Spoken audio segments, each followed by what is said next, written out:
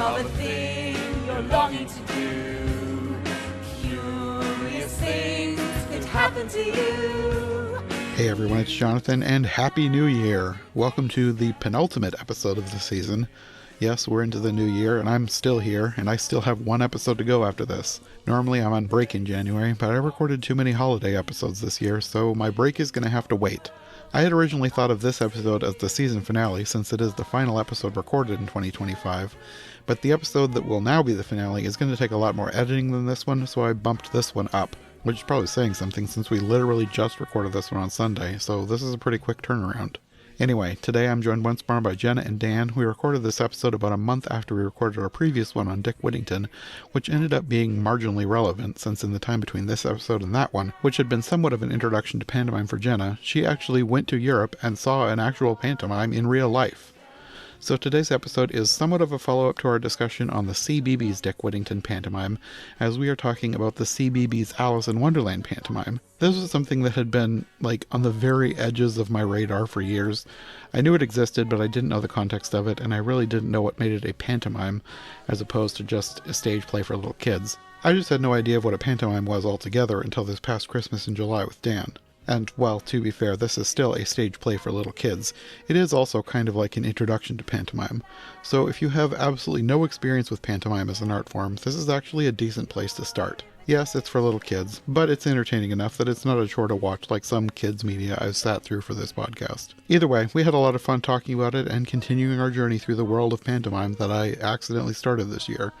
And I have a feeling this rabbit hole will only go deeper in the next year.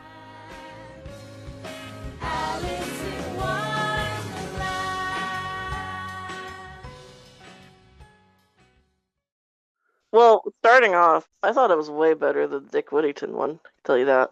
I probably agree. Yeah.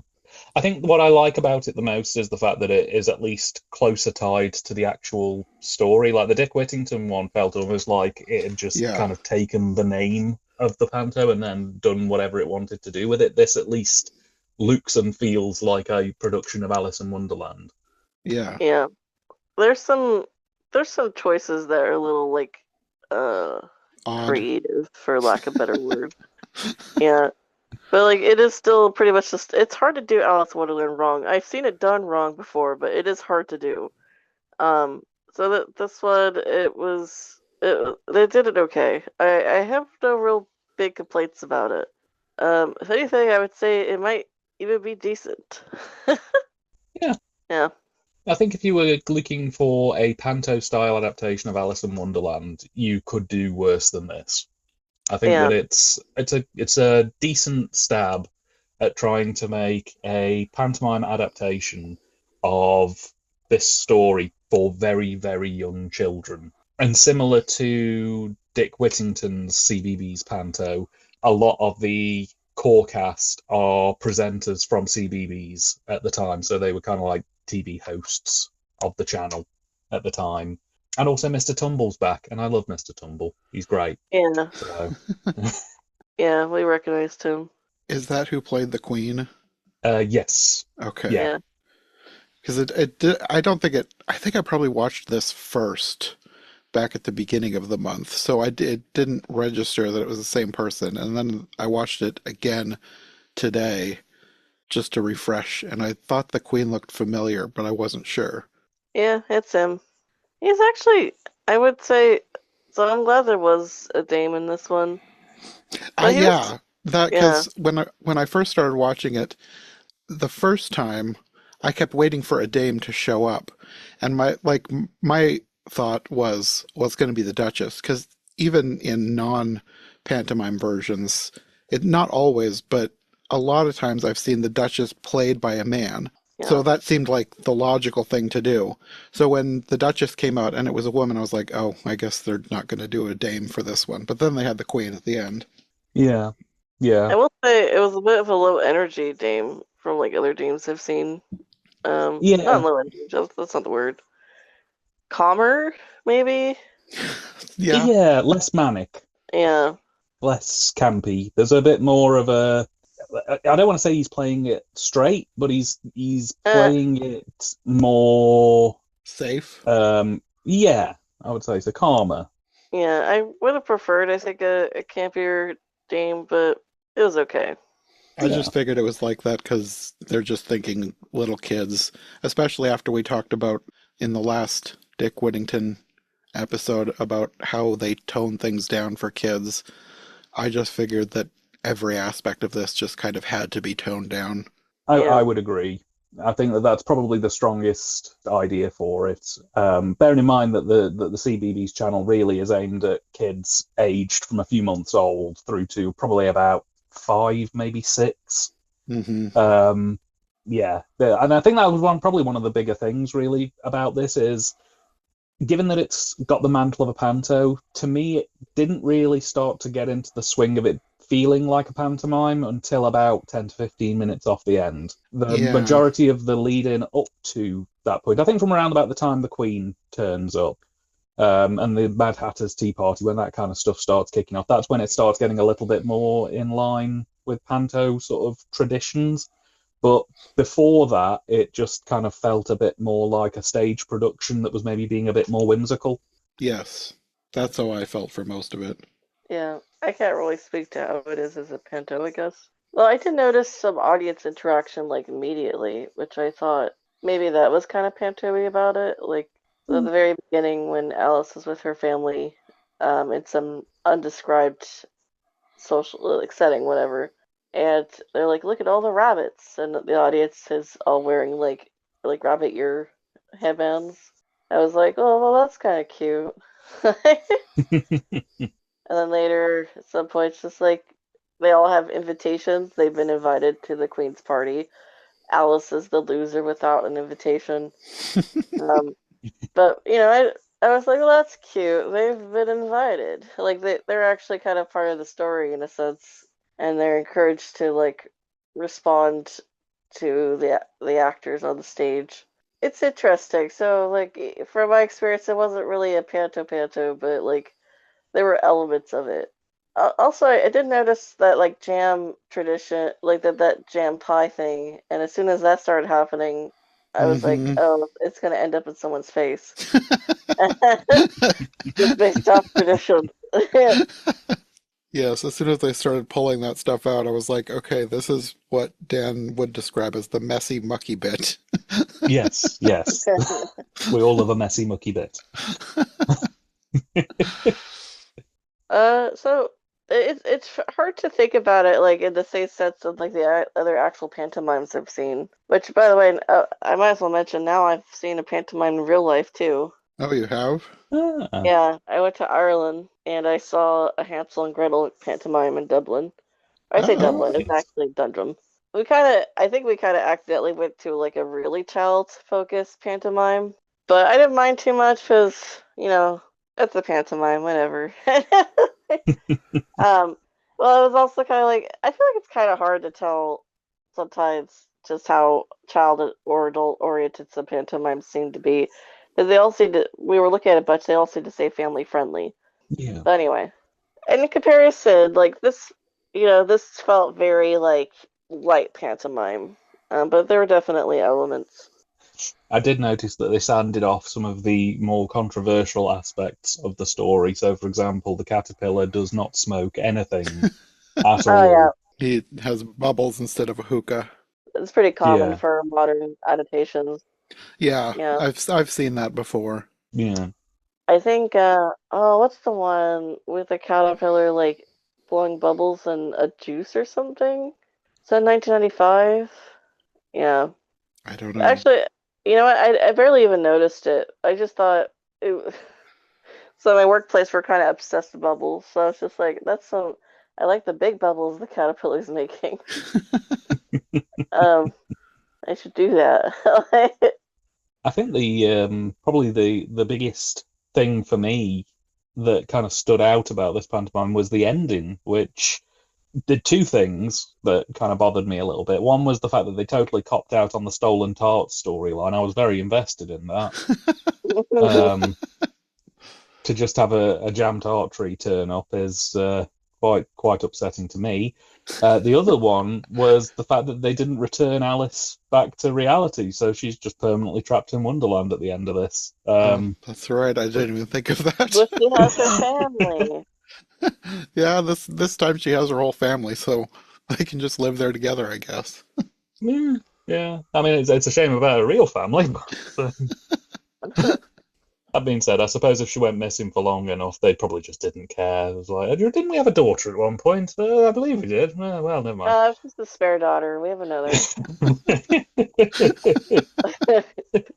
But yeah, that is one of the curiosities of this version, in terms of like Big and Alice adaptation, is that you see, normally you just see Alice's sister, or in some versions it's a governess or a nanny or something.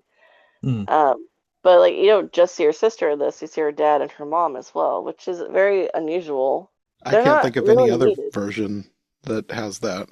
Yeah, well, I guess the 1983 anime has that, but like that was a series, so they kind of had to. Hmm. They had I haven't Alice. seen that one yet. It's Yeah, too much for me at the moment. It's like yeah. 2 seasons. I have not seen the whole thing of that one. To be honest, it's just not as engaging, because it's very like 80s children's anime. Hmm. Um, but essentially, in that one, Alice keeps going like to and from Wonderland. It's almost like each chapter of the book of it is its own episode. Almost. There's some places where they go completely off the rails, but like still. But anyway, so like you see her family in that because they kind of had to talk about, show that because they expanded upon it so much. But in this, it's just like you don't really need the family. It's just the story. There's not really any reason for them to be here besides maybe they needed to fill more roles because there weren't that many roles in the story or something. Probably. Yeah. Although weirdly as well, in some regards, whilst they've really fleshed that out, they have really stripped the story back. A lot of the bigger moments that I've seen in other versions of Alice are just not in this version. I think they sort of focused a lot more on the Hatter's Tea Party because I think that's probably the more vibrant, colourful side of it. But a lot of other elements are just like either scaled back to they get a line and then they're gone, or they're not there at all, which is a bit bizarre. I feel like they did a decent version at picking like the best parts out, but they are very like stripped down because it's ultimately it's like what 44 minutes. Yeah, it's pretty And short. being for only 44 minutes, I actually thought it was pretty decently paced. I'm realizing I'm seeing a lot of this coming from the perception of watching other Alice adaptations and some of them just being absolute trash. Um, but this one, like, yeah, it does skip a lot. And even the parts and characters we do meet aren't super expanded upon. I would say, like, the Cheshire Cat disappointed me a little bit. It just wasn't as good as the Cheshire Cat normally is. Yeah, Um, yeah. yeah, so, like, there are points where it just feels really stripped back and, like, not as good as it could have been. But, for a 44-minute, like, panto show for very young children, I didn't think it was that bad. The only thing that I was kind of like, well, that's the choice, was having Alice be the unimaginative one. I was like, well, that's a choice you're making.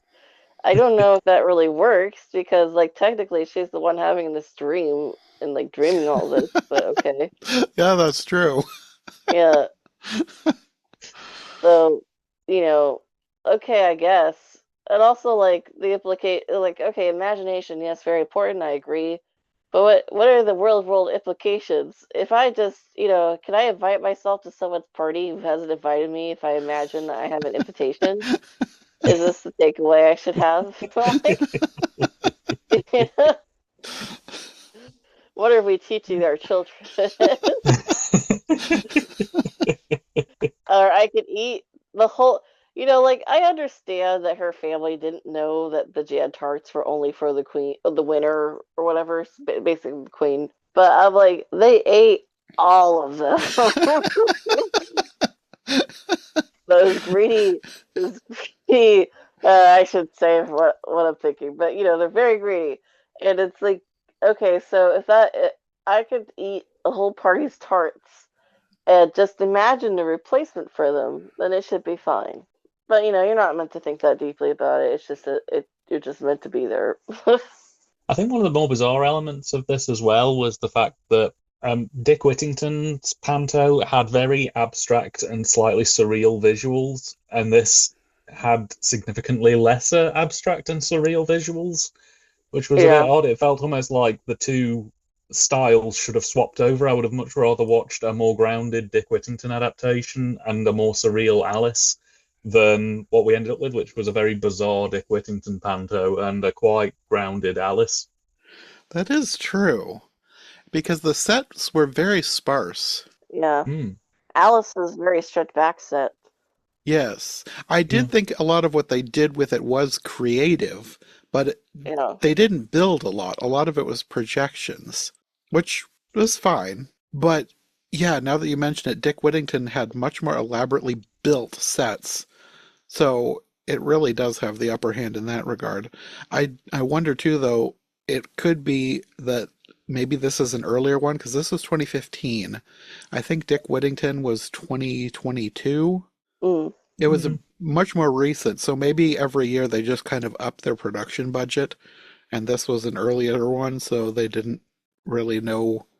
I mean, they knew what they were doing, but they didn't have the planning in place like they do now. I think at the time this was made, probably a lot of these, I remember projection mapping being kind of a thing in around 2015. Like at Disneyland, for instance, they were introducing a lot of like projection mapping as like a cool new thing. Hmm. I think that's just where the budget of the show probably went to, was to do the projections, because that was cool. And they tried to be creative with this very skilled back set, which was interesting, but as you said, it wasn't as impressive. But yeah, I I think do to think them the that projections were impressive. Yeah. the one part I will say I thought was kind of impressive was when she goes down the rabbit hole. I did like that part because I thought it was a really creative way to get around the growing and shrinking that you'd need to do on stage. Because I kind of just expected that they were going to skip that. But then Uh, they had a projection filmed earlier of her behind the set, enormous, and yeah. then shrinking down with like prop cake crumbs falling while she's supposedly eating the cake, and then coming through the bit of the set after she has quote unquote shrunk. I thought that was a really creative way to do that. I am gonna say though that there is a universe inconsistency in that. How are the crumbs coming down onto the set if she's on the other side of the wall? I Could, know. could she just step over the wall then? And also, how did the half-eaten cupcake shrink with her? Because it's not part of her biology. Yeah, that's also a point. Mm. We're thinking too much about this, Of course. but I was like, I was like suitably impressed, but also like kind of disappointed at the same time, for lack of a better word, that it didn't really make any sense. But it's whatever. Show for children, I guess. Yeah. What did you think of the Duchess and her house and cook and baby? Um, there was a point where something the baby said actually made me laugh, just because it was so stupid. There was one But part where I did laugh. The yeah, baby was kind of gave me whiplash between like this is weird, mildly disturbing, and then suddenly it was hilarious, and then it was back to being disturbing again. But the one part where he's like doing a bunch of babbling and screaming, and then he goes, "You know what I mean?" That yeah, I made me think that is laugh. what I was. Yeah. But yeah, there was another point in this also that made my boyfriend laugh, and then he was just like, "Oh, screw this! It's stupid." It made me laugh.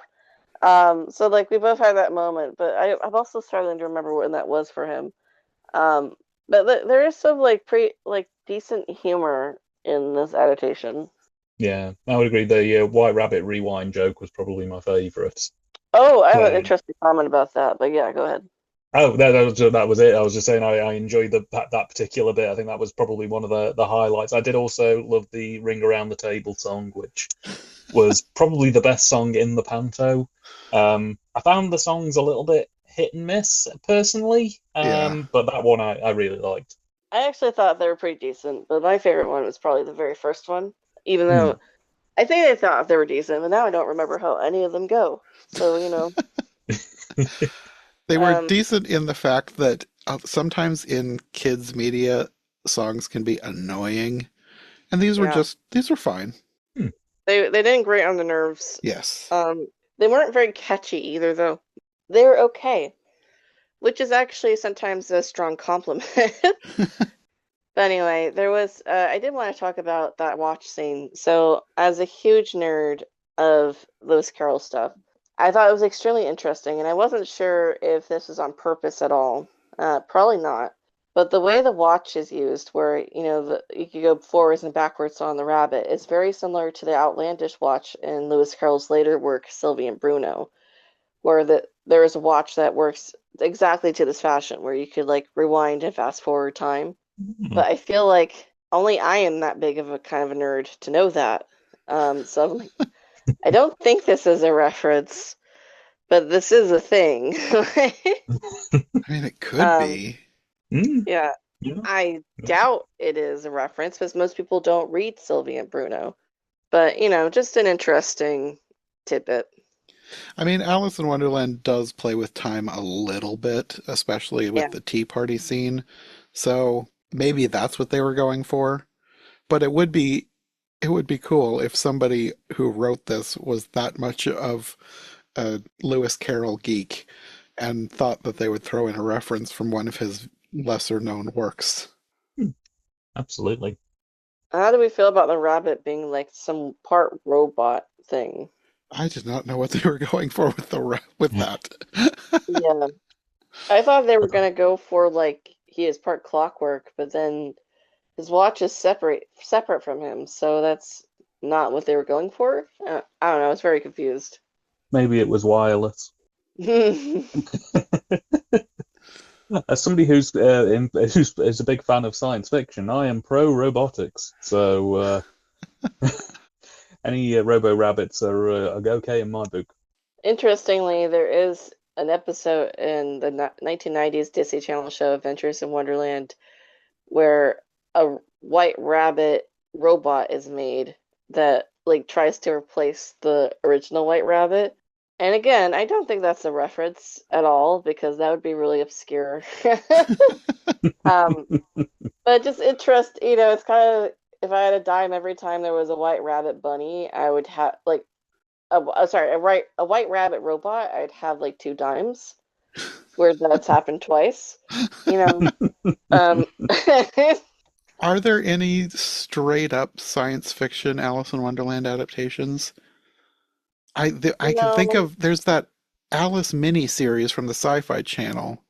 Oh yeah, I guess that's the closest you're gonna get. Okay.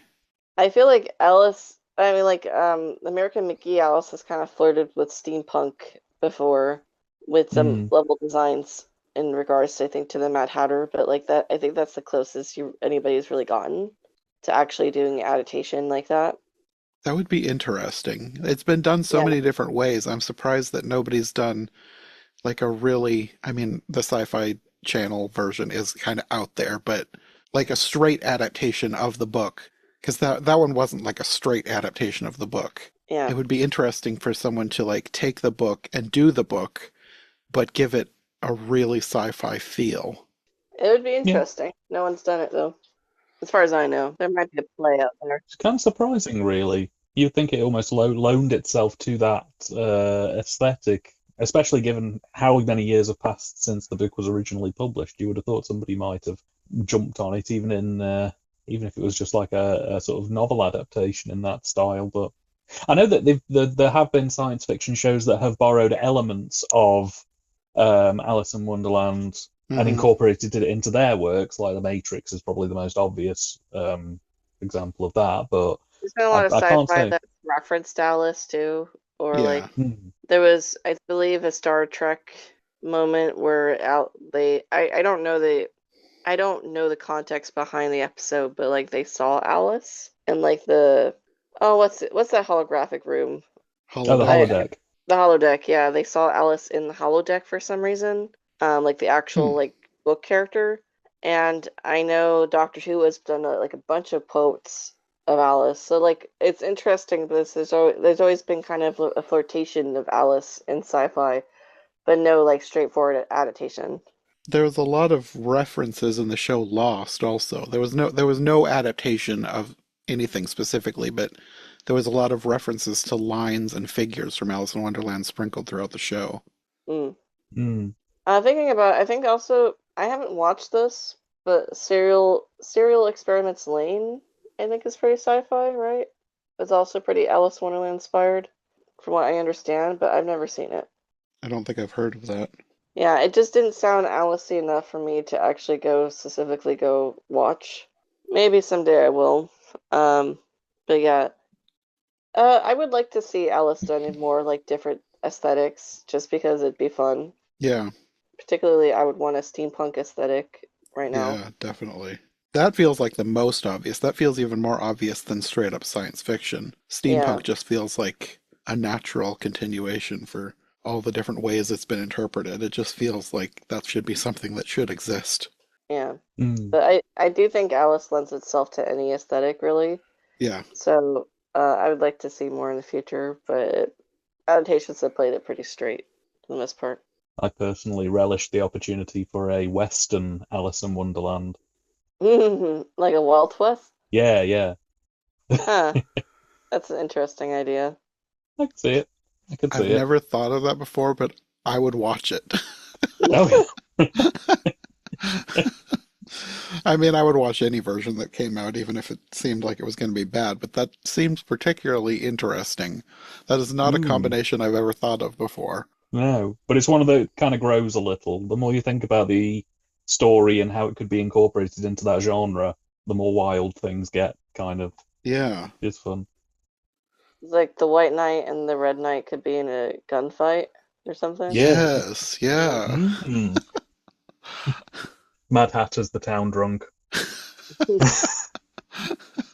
That's not tea in his teacup.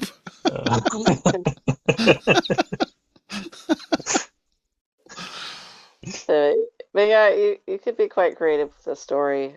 Ironically, this Panto, I actually played it pretty straight.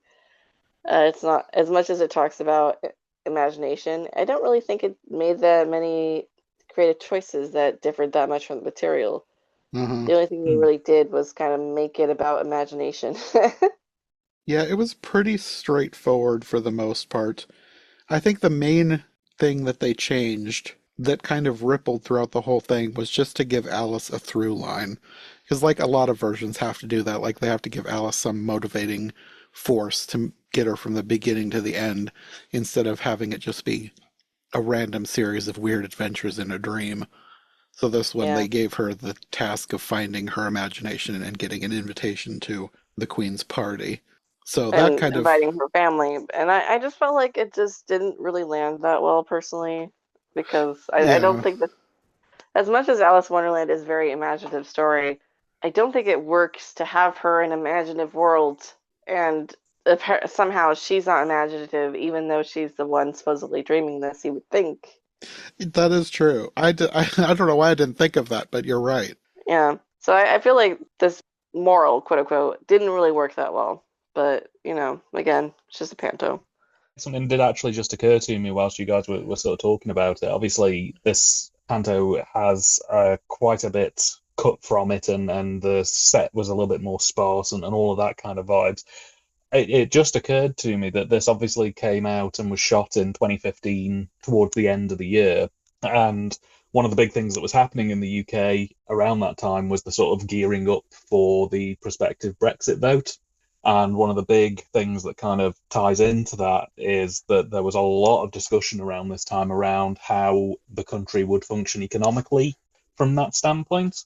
So maybe one of the reasons why this panto is a little bit more sparse and thinly funded than other editions could simply be that the BBC, who were funding it at the time, were having a bit of a funding crisis anyway, and kind of sat there and thought, well, if Brexit happens and the economy does shift, we could be tremendously out of pocket as a result of that.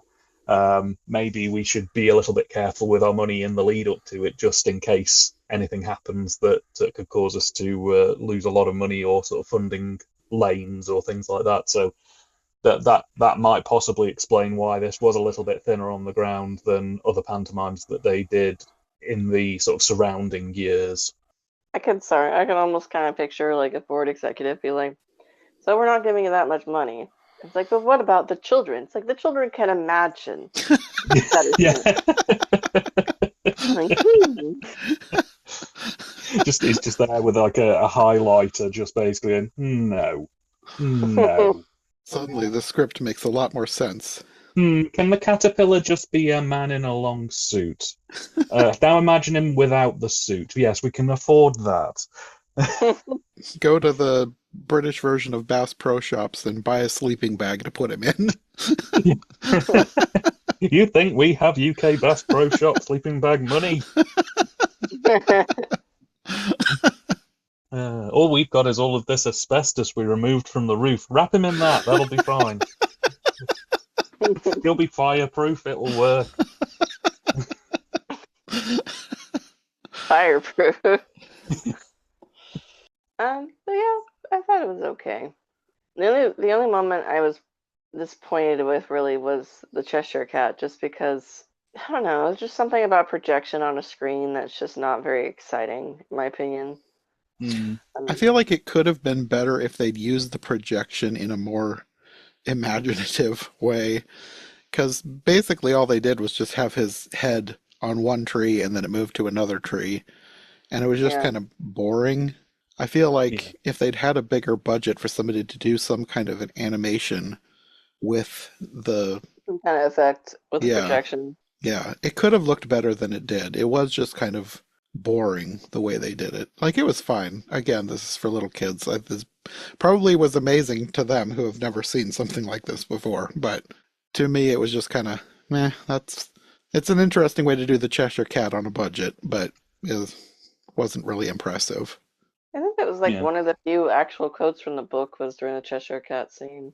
It was close to the book story, but there weren't a lot of like direct quotes from the book. That is true. Yeah. Yeah.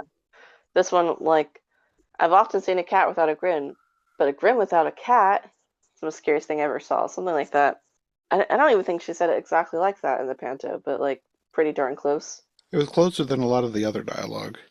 Because a lot of the other dialogue was kind of made up to go along with the imagination/invitation storyline that they were running with. Yeah. But yeah, for the most part, this was fine. I think my favorite part was the down the rabbit hole scene, but it wasn't one that, I mean, I've watched it twice now, but it wasn't one that I would go back to probably just for fun. It was just like, yeah, that's a thing. I guess it's probably a good one to introduce very little kids to Alice with, but it's probably not a favorite. I probably showed it to a kid, like a young kid. Again, I have a hard time imagining. Like, I saw this shortly after it came out, maybe like 2016, and I hadn't watched it since then. I totally forgot what was even in it. Besides that, I just thought it was decent, and that's still kind of what I'm coming around. Same opinion of it's decent. I'm probably not gonna watch it again anytime soon. Mm-hmm. Yeah, I would agree. I think as far as pantomimes go, it's maybe a little panto light, I think is probably the best way to describe it. It does the job. If you like, as you rightly said, if you've got very, very young kids, it would probably be a good introduction to Alice as a story concept, and probably a very gentle easing into panto as a culture. Yeah. Yeah. But if you're kind of a seasoned veteran of the boards and you've had your fair licks of both Alice and panto, I don't think you'll get that much out of it. I think for me the peak was probably the Mad Hatter's Tea Party bit, but that was very short-lived and didn't quite lead to anything grander. That was kind of the peak for me. It's fine. It's an okay theatrical sort of panto light version of Alice. I've definitely seen better, but I've also seen worse. Are there any other filmed pantomime versions of Alice in Wonderland? Not that I know of, but I've never been. This might disappoint some people, but I've always kind of made a distinction between stage plays and like TV productions, just because there are so many plays out there, and I would go crazy if I collected them all. And I know this because I did initially try to care about that kind of stuff, and I just couldn't. It was like exhaustion. I know I haven't talked to her in quite a long time, but I know Chloe from with Dreaming Eyes of Wonder or / All in the Golden Afternoon. I don't know, not sure which handle she goes by right now. I know she's really into that, so like she did some collecting. I don't remember her mentioning like an Alice in Wonderland panto, in particular. I'm sure there must be some out there somewhere. I suppose it's almost kind of how far down the rabbit hole do you want to go as well, because like with the pun, because you've got obviously filmed theatrical productions, which are things that are professionally shot that way, but then you also have televised productions of panto, like the CBeebies ones. You have local productions where the bigger budget theatres might record it to release as a kind of souvenir edition that you can pick up as part of the merchandise table at your pantomime.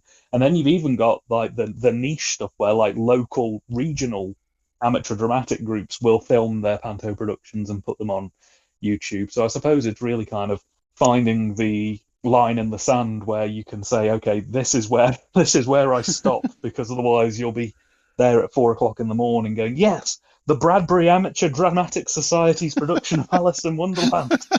Yeah, I mean, that's pretty much the reality of like going into collecting stage adaptation recordings. There's too much. So my distinction was it had to be like broadcasted in some way for me to have an interest in it and collecting it. But like so much of it could just be posted on YouTube. And yeah, I do see there's at least one Alice in Wonderland panto, and I see that there's some YouTube shorts apparently with clips from different pantos. But yeah, there's not that much, I guess. Yeah, it's kind of, I don't want to say it's B-tier panto fodder, but it's the kind of thing that people don't immediately go to for panto. The big hitters tend to be things like Aladdin, Sleeping Beauty, Cinderella, Snow White. There's a Robin Hood panto adaptation that does the rounds quite regularly, and then kind of Alice is probably the next tier down, where you get things like Jack and the Beanstalk, Alice in Wonderland. Dick Whittington kind of flip-flops between that sort of A grade and B grade panto choice. Most theatrical productions tend to like stuff with princesses or maidens, just purely because it kind of lets you in the kindest way, lets you drag up a load of old scripts and very quickly alter them to modern audiences. A lot of amateur dramatic societies prefer stuff like Cinderella, Sleeping Beauty, Snow White, because you can very easily go back over 40, 50 years worth of script adaptations of those for pantomimes and just cherry pick gags out and modernize them a bit, and then you're good to go. But yeah, it's not one that most people would expect to be on the panto roster every year. Yeah, because I didn't come across, like, getting into looking up different pantomimes for Christmas in July and now this Christmas. Most of what I was finding was Cinderella, Sleeping Beauty, Snow White, those kind of things. So there was very few, well, no Alice, except for this one that came up when I was searching for pantomimes. So yeah, it wasn't one that I've seen, but I would be interested in watching like an actual a full family audience pantomime, not just aimed at little kids, just to see what kind of a twist they might put on it for that. I would assume that they would have more than one panto dame, because like the Duchess needs to be a panto dame. Like this feels like an oversight for this one. It completely escaped me. This year I forgot to see whether any of the main channels were doing a pantomime. I should have really checked. But usually at least one channel decides to kind of take the plunge and do some kind of panto production, whether it's, mainline BBC or ITV or CBeebies or CBBC. Channel 5 sometimes do it as well. But one of them normally does go, okay, we're going to do a panto adaptation for television this year. With that in mind, though, this year's television listings in the UK were absolutely diabolical. Like 90% of the Christmas Day, Boxing Day, Christmas Eve listings were repeats from last year or quiz shows, and that was it. So the old purse strings getting a little tight, it would seem. Yeah, most likely, I would assume. No new Doctor Who, no new Wallace and Gromit. That face. It was a very cold Christmas for British TV viewers. There was a lot of, do you want to watch this again? And it was like, we only watched it 10 minutes ago. What do you mean 10 minutes ago was 12 months ago? Yeah, eat more cheese. Time has no meaning here. It's a flat circle. Well, I think we've exhausted all aspects of this very short children's adaptation of Alice in Wonderland. I will say, I think it was pretty good pacing. Yeah. For what it was, yes. I was No. expecting to be bored. Like I went into this, I really expected like I was going to be like, why am I here? Why am I watching this? Because I've had that happen before with different things that we're doing podcasts on, but I did not feel like that with this. One time I felt awful watching a 10-minute Alice anime adaptation that was dragged on. It was only 10 minutes. And ever since then, I've always kind of been very aware of like pacing and how things feel when you're watching it. This Mhm. one, very decent, only 4 to 4 minutes. You never feel like you're wasting your time exactly. Unless you feel like you're wasting your time watching children's media at all, then okay. But like, if you're used to watching children's media, it's very decently paced. You never really have a moment where you're too bored and you're like, "What am I doing?" It ends before you even really know it happened. To be honest, like it just kind of That good is pacing. true. Yeah. Yeah. Hmm. Well, I think that'll be all for this episode. Thanks for joining me for these. I'm sure we'll be back for more Alice and or pantomimes in the future. Until next time, do you guys want to let people know where they can find you if they'd like more from you? Jenna? Still, She Haunts Me Phantomwise is my Alice channel, and Love Gift of a Fairy Tale is my Anything Else channel. And Dan? You can find me on Letterboxd, Blue Sky, and YouTube as TYTD Reviews. We cover cult classics, deconstructing strange cinema to see how it ticks, and then putting it back together in the best possible way. Nothing currently on the horizon for coming out just yet. We're on a little bit of a break, but hopefully we'll be back at some point in the new year with some new crazy reviews. So have a look at me, and thank you again for having me on. Much appreciated. Well, thanks for joining me, and we'll see you next year. See you next year. Take care.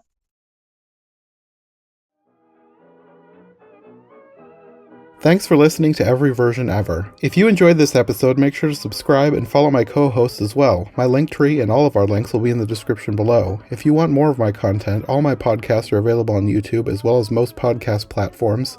If you enjoyed this show, check out one of the other podcasts or check out my Patreon for bonus and extended episodes you won't find anywhere else. We'll be back soon with another brand new episode, so thanks for listening and we'll see you next time. Come along and pass through the looking glass into Wonderland.